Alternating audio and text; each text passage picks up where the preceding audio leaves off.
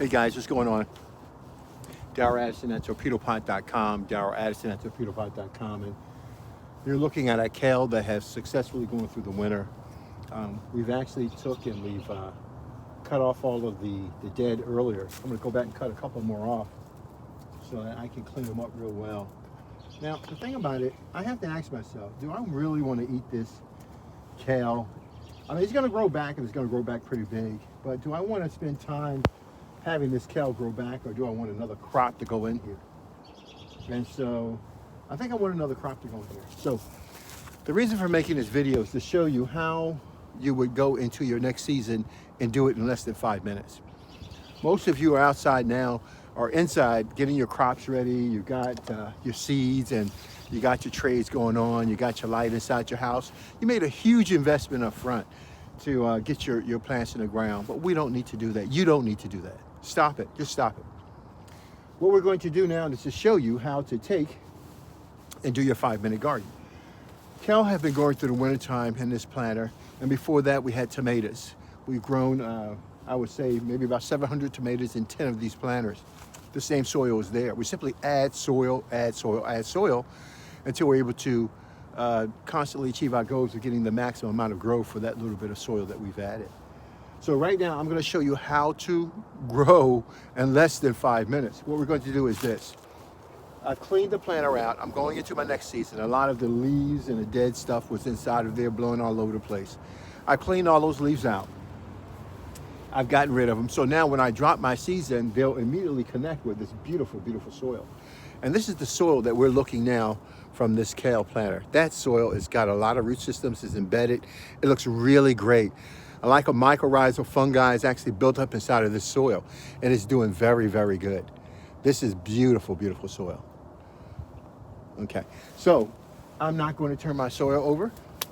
All right, I'm not going to add any fertilizers. I'm not going to grow it in the greenhouse inside or outside, anything else. This is outside in the cold weather. Now, I'm going to put peas in. Peas are cool weather plants, and they do fine outside in this cool weather. Now, if it hits freezing, it's going to slow their growth down a little bit.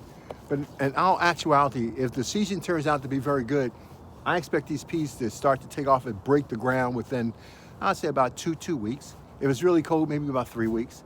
But they should break the ground very early. So that will automatically, all of you who are preparing all of your materials that you've put together throughout the year to start inside your gardening, inside your house. Don't get me wrong. There's some things you want to start inside your house.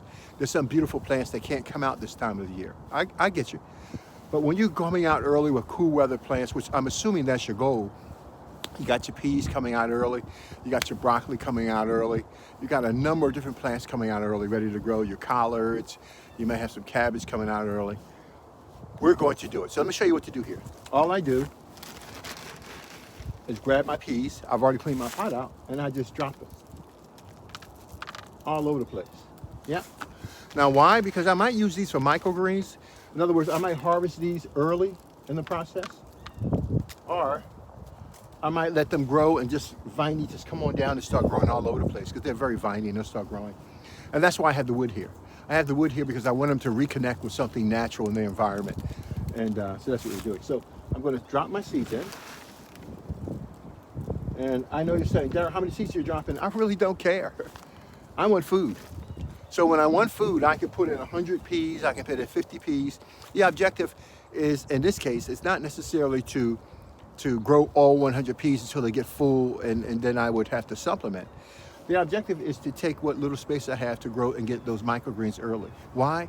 Because I need early nutrition, and I need it now. I need it in a short period of time, and this will allow me to do it. After I finish that, all I do is take soil. Now some of this is already frozen, and I just drop it on top of the peas.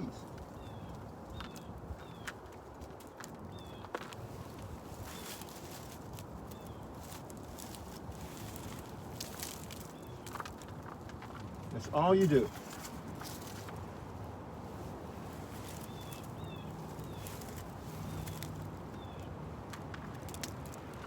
That'll get them nice and insulated, protect them a little bit so they get themselves ready to take off. Now, that's the end of my gardening. Now, the next time you see from me will be in 2 to 3 weeks once these peas starts blossoming. That is the extent of your gardening in torpedo pot. Everything you've been doing, all the tools you've used, the shovel, the spade, the trowel, the wheelbarrows, the tillers, all those things, underground watering systems, tarps, building up frameworks around your plants to protect them from rodents and everything else. All that is accomplished in this one torpedo pot. All I do is set it and I forget it. Now, I just cut the planter back on this year. I didn't have it on. Now, the planters are designed to be outside, okay? So you can grow them in hot weathers and cold weathers. They're designed to be resilient for all of those temperatures. So you really don't have to worry about the planters themselves. These same planters were frozen over earlier this year. If you saw me, they had ice all over them. They hit 19 degrees, they hit below 19 degrees. Fine, we don't even care. Once it warms back up, you cut your planter back on, and we did just that. We cut it on, and now you can see we have water flowing down the bottom of the planter, which means that will be its first watering for the year. I didn't put it on a timer yet because my timer for this system is outside. And if it freezes up, I don't want to mess my timers. Most timers cannot go through this frozen temperature. But because of that, I've tapped into my nipple from going inside my garage, and I just literally, laundry room, garage, whatever you have, and it will come out. Your lines are designed to try to prevent from freezing. And so you certainly don't have to worry about your lines freezing. And so once I cut it on, this thing is ready to go. Now, this is the extent of my gardening. Now, I might come back once this starts growing, and trust me, this kale will take off and it will start growing again, okay? And it will grow a lot. But what I like about the peas is that they'll come out and bend over and crawl down. The kale itself will grow up. So I'm not really exchanging a lot of the light. I'm not utilizing a lot of light from one area as opposed to the other. There's going to be an exchange of light when one gets the base and one gets the top going up that way. So we're not too much worried about it. These are 10 planters here. We're going to put the peas in these 10 planters to get them kicked off so that we'll have peas in the next 2 to 3 weeks, while most of you are still, you haven't even come outside yet to determine where you're going to garden because the grounds are still frozen. Most of the stuff I put in there had a little frost on it, so it was still frozen. I can't even go to my pile of soil right now and pull out because it's still frozen. Now, the benefits of growing and doing what I'm doing as opposed to starting inside is that when your seeds start to, when this pea seed starts to take off and starts to grow, when the hole gets compromised and the pea starts to come out, it builds a fungus, and that fungus kicks off the season for your pea seeds.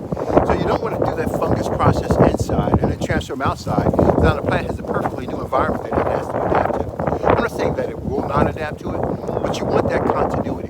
Because if you don't have that continuity, you shock the cell structure of the plant. And what you're doing, and you don't realize you're doing it, you slow the plants down, you inhibit its growth. You cut off its ability to have that continuity in its growth, and you don't want that. Torpedo pot is the best thing because it allows you to get your plant started and to allow it to progress gradually so that it can build up its systems and build up its environment. When you give your plant the soil, a lot of you think, I gave you great soil, then you're supposed to grow. Sometimes we fail to realize it is the plant that goes down in the soil and builds that environment with the soil. It's the one that builds, like you build your house, you build your roof, nice covers and sheets and beds and spreads. It's the same thing the plant does. It goes in and it builds its environment with the soil that you've given it. So we're giving this a fighting chance because the soil that we've given it earlier this year with the kale and those tomatoes, and we grew some celery in these planters. There's so many things in these planters using the same soil. It has that fungus already built up inside of it. Now that plant is able to go and to mingle with that fungus and to create a live, healthy environment, a consistent environment that will not be inhibited. So this is Darryl. This is your 5-minute growing. What you do is that you cut off all the old, take off the leaves, old leaves that have blown into your planter. Just throw them aside and put them in a compost bin if possible, because you really want to do that. And I drop my seeds in. I don't have to worry about, because the soil is nice and wet. We're just coming out of winter time. We had a lot of rain, so it's nice and wet. It's nice and moist right now. We put a layer on top of it. We warmed them up so they should be nice and cozy and warm, and they should be able to break themselves forth. This is what you do with Torpedo Pot. Darryl Addison, torpedopot.com. We thank you for your time. 5-minute gardening. Talk to you guys later. Bye-bye.